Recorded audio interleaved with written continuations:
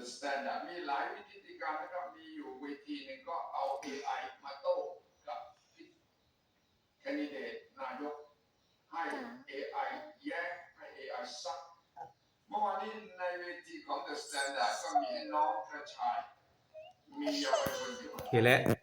เอามาให้เบิ่งแม่เบิ่งดูไม่ได้ในสิ่งที่พี่จะเยียวยารักษาน้ำใจผมยังไง